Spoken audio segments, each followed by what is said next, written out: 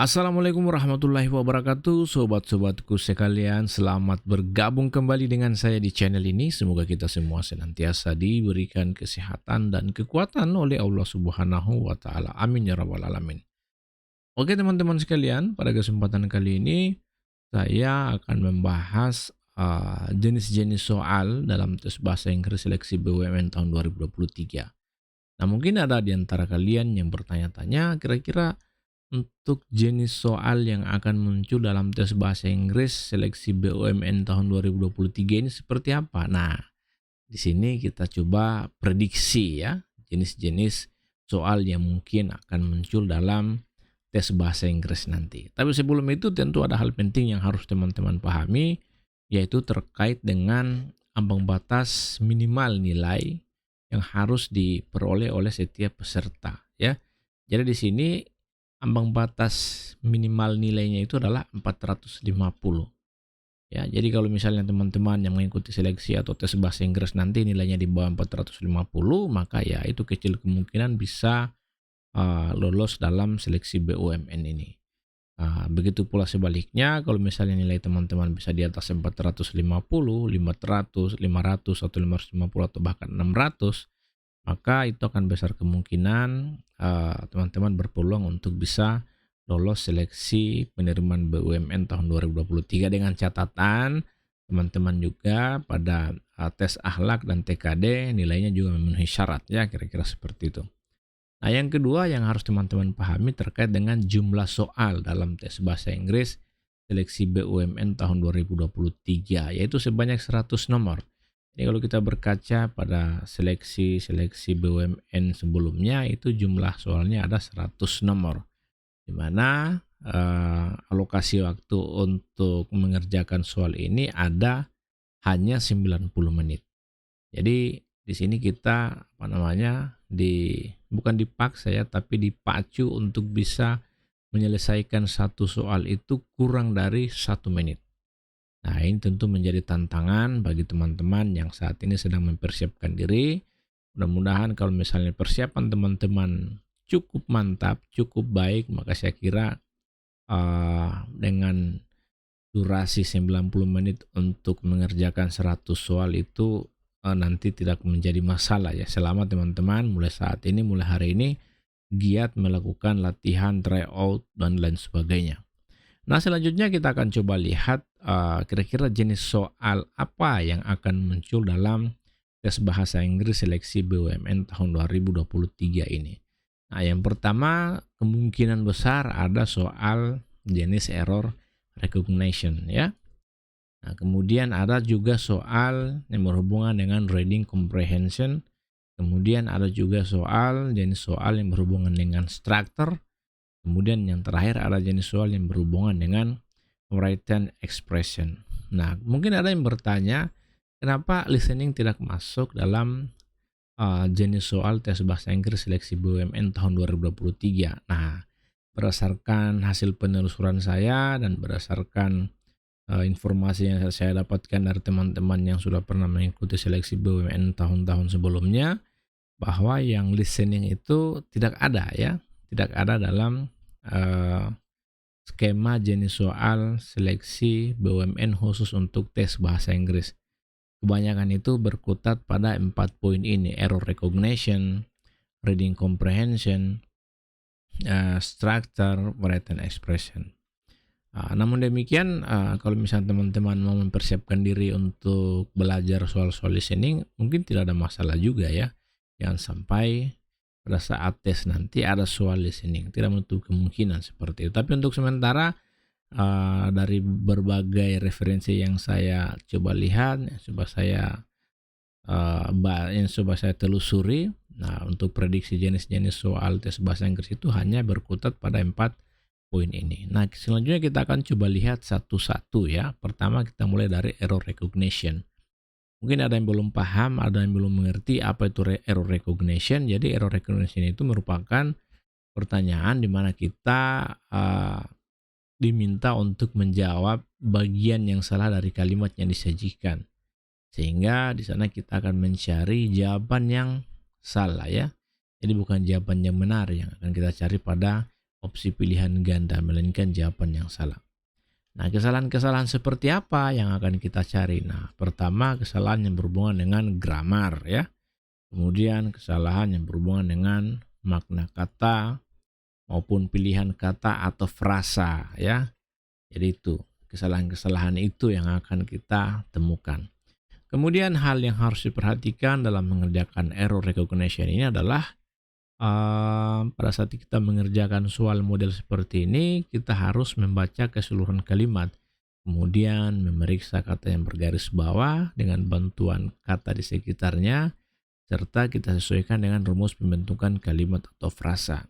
Jadi memang soal error recognition ini gampang-gampang susah. Kalau kita tidak paham grammar, kita tidak paham struktur kata atau struktur kalimat, maka tentu kita akan kesulitan untuk memberikan jawaban yang benar. Oleh karena itu, saran saya mulai dari sekarang teman-teman harus sudah mulai giat latihan, cari-cari contoh-contoh soal. Kalau perlu teman-teman bisa ikut tryout atau teman-teman bisa mencari berbagai referensi di channel YouTube. Ya banyak sekali, termasuk salah satunya channel ini yang insya Allah nanti akan saya update secara berkala terkait dengan contoh-contoh soal serta pembahasan-pembahasan yang berhubungan dengan error recognition, reading comprehension, structure, dan written expression. Selanjutnya yang kedua, jenis soal reading comprehension. Nah, saya kira teman-teman sudah cukup familiar dengan istilah reading comprehension karena jenis soal ini bertujuan untuk mengevaluasi kemampuan kita atau kemampuan peserta ujian dalam memahami teks tertulis dalam bahasa Inggris ya. Nah, ada 7 tipe soal yang ada pada reading comprehension. Pertama, itu berhubungan dengan pertanyaan tentang topik atau tema. Ini harus teman-teman pahami. Yang kedua, pertanyaan tentang gagasan utama atau main idea. Yang ketiga, pertanyaan tentang judul atau title. Keempat, pertanyaan tentang tujuan atau purpose, aim. Kelima, pertanyaan tentang informasi detail dari satu bacaan ya. Keenam, pertanyaan tentang kesimpulan atau conclusion dari satu bacaan atau satu paragraf. Dan ketujuh, pertanyaan tentang rujukan kata reference ya.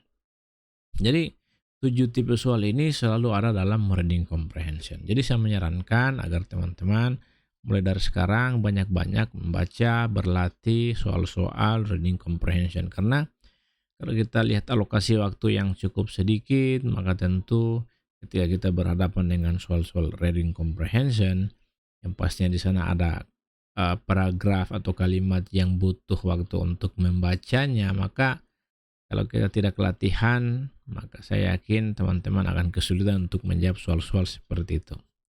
Kemudian kita lihat yang ketiga ya, berhubungan dengan struktur. Jenis soal struktur. Apa struktur ini? Jadi tipe soal ini dibuat untuk mengukur kemampuan peserta untuk mengenali bahasa yang tepat dalam standar bahasa Inggris tertulis. Ya. Nah, jadi pertanyaan dalam soal struktur ini adalah soal incomplete sentence. Ya. Incomplete sentence atau kalimat rumpang, itu struktur. Kemudian yang terakhir jenis soal written expression. Ya. Jadi tujuan dari bagian ini atau tujuan dari written expression ini adalah untuk mengukur kemampuan kita, kemampuan peserta dalam menulis kalimat bahasa Inggris yang benar dan efektif. Nah, soal tipe written expression ini memiliki ciri yaitu setiap kalimat memiliki 4 frasa yang digarisbawahi, biasanya seperti itu. Nah, kemudian salah satu dari kata tersebut itu adalah kata yang salah dan harus diubah menjadi pola yang benar agar kalimat tersebut menjadi tepat. Lagi-lagi di sini menuntut lagi-lagi di sini kita dituntut untuk bisa memahami bagaimana menempatkan atau mengubah kata yang salah menjadi kata yang benar. Sebagaimana kita ketahui dalam bahasa Inggris itu perubahan-perubahan kata ya tergantung pada situasi atau kondisi yang terjadi atau kondisi yang ada. Ya, mungkin satu kondisi di situ butuh kata kerja, misalnya kata kerja lampau atau kata kerja yang sifatnya present tense atau kata kerja yang future tense. Jadi itu harus diperhatikan dengan baik.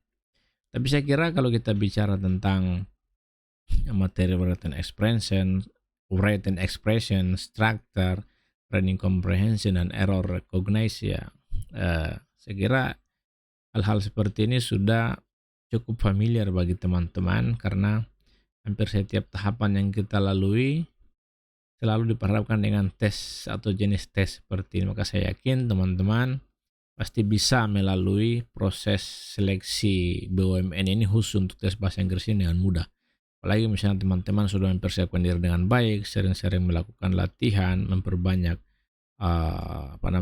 membaca referensi atau mungkin mengikuti tryout. Maka saya yakin teman-teman akan mudah menyelesaikan soal-soal bahasa Inggris pada seleksi BUMN tahun 2023 ini. Oke, saya kira itu saja yang ingin saya sampaikan pada kesempatan kali ini. Insya Allah di video-video yang akan datang saya akan update, kita akan coba bahas contoh-contoh soal yang berhubungan dengan 4 jenis soal bahasa Inggris ini. Mudah-mudahan itu nanti bisa bermanfaat bagi teman-teman yang sedang mempersiapkan diri untuk mengikuti seleksi BUMN tahun 2023 ya. Pada akhirnya masa depan yang cemerlang itu hanyalah milik mereka yang pantang menyerah. Jadi teman-teman tidak boleh pantang menyerah. Yakin dan percaya apa yang kita usahakan hari ini dengan sungguh-sungguh insya Allah akan membuahkan hasil yang manis. Akhir kata saya ingin ucapkan wabillahi taufiq wal hidayah. Wassalamualaikum warahmatullahi wabarakatuh. Salam dari saya, dosen swasta, dan terima kasih.